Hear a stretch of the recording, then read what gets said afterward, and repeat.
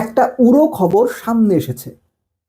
আইসিসির কথা অনুযায়ী ভারতীয় ক্রিকেট বোর্ড বাংলাদেশ ক্রিকেট বোর্ডের সঙ্গে কথা বলে বিসিবিকে কনভিন্স করার চেষ্টা করবে যে আপনারা ভারতে আসেন, যা যা নিরাপত্তা দরকার সব কিছু দেয়া হবে, যেভাবে সূচি নির্ধারিত ছিল সেভাবেই আপনারা বিশ্বকাপ খেলেন। এটার একটা জোর সম্ভাবনা তৈরি হয়েছে। এরকম হলে বাংলাদেশ কি মানবে? আচ্ছা, আপনাদের কাছে একটা স্বাভাবিক প্রশ্ন আমার। এর আগে 2023 বিশ্বকাপের সময় দেখেছি, যখন কলকাতাতে বাংলাদেশের ম্যাচ ছিল, হাজারো বাংলাদেশি সাপোর্টার ভারতে গিয়েছিল। আমার প্রশ্ন হচ্ছে, বাংলাদেশের ক্রিকেটারদের নিরাপত্তা না হয় নিশ্চিত করা গেল, সর্বোচ্চ সিকিউরিটি দিয়ে করা গেল, সেটা হয়তো সম্ভব, কিন্তু দর্শক যারা যেতে চাইবেন, বাংলাদেশের দর্শকদের জন্য আদৌ কি সেই নিরাপত্তা নিশ্চিত করা সম্ভব হবে? উগ্রপন্থীরা বাংলাদেশের দর্শকদের উপর হামলে পড়বেন না নিশ্চয়তা দেয়া যাবে?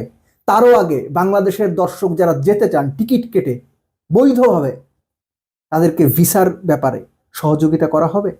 তাদের ভিসা প্রসেস, সময়ের যে ব্যাকলগ তৈরি হয়, নির্ধারিত সময় তারা পাবেন, এরকম অনেকগুলো প্রশ্ন আছে। বাট বাংলাদেশ যে সিদ্ধান্ত নিয়েছে, ভারতে তারা আইসিসি টি20 ওয়ার্ল্ড কাপ খেলতে যাবে না, এটা সম্ভাব্য সলিউশন কি কি হতে পারে, এই ব্যাপারটা এখন ইন্টারেস্টিং হতে যাচ্ছে। প্রথম ব্যাপারটা হচ্ছে, আইসিসি যদি বাংলাদেশের কথা মেনে নেয়, চাওয়া মেনে নেয় বাংলাদেশের, তাহলে বাংলাদেশের ম্যাচগুলো শিফট করে শ্রীলঙ্কাতে নিয়ে যাওয়া হবে।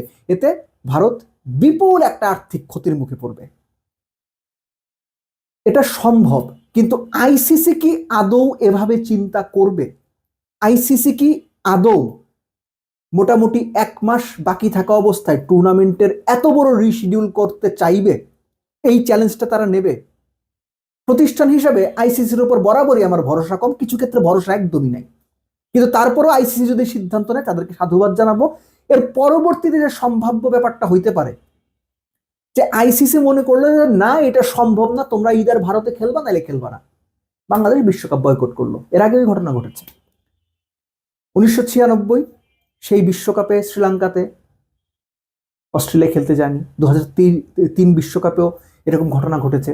সো বাংলাদেশ যদি তাদের চাওয়া মতো বা বাংলাদেশের দাবি অনুযায়ী জিনিসগুলো বুঝে না পায়, বাংলাদেশ বিশ্বকাপ বয়কট করতেই পারে।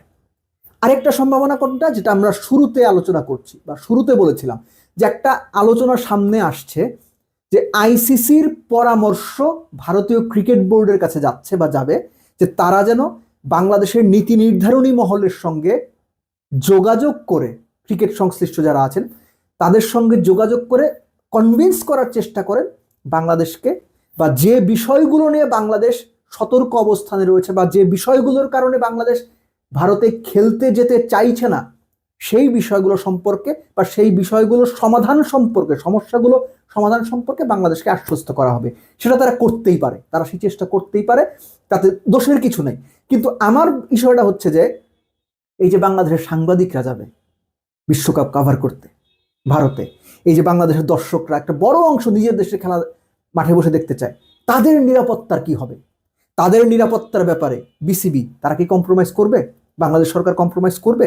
বা বাংলাদেশ সরকার ব্যাপারটা কি মেনে নেবে, রেখে না প্লেয়ারদের নিরাপত্তা দেন, এদের ব্যাপারটা আমরা দেখছি? বা আমার মনে হয় না বাংলাদেশ সেটা করবে, আমার মনে হয় না বিসিবিও সেটা এন্টারটেইন করবে।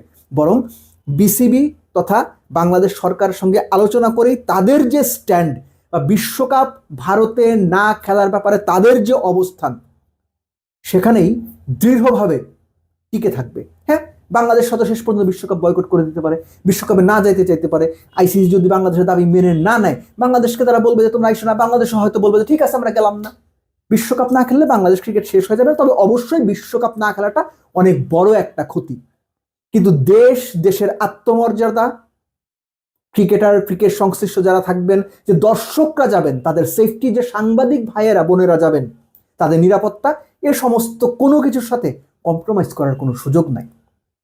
আশা করি সবকিছুর একটা সুন্দর সমাধান হবে, কেননা বিশ্বকাপ নিয়ে আমাদেরও অনেক আগ্রহের জায়গা রয়েছে, অনেক স্বপ্নের জায়গা রয়েছে। ভালো মন্দ খেলা সেটা তো মাঠের ক্রিকেট হবে, কিন্তু যে পরিস্থিতি তৈরি হয়েছে সেই পরিস্থিতিতে বাংলাদেশ যেন তার আত্মসম্মান, তার ডিগনিটি বিসর্জন দিয়ে কোনো সিদ্ধান্ত না নেয়।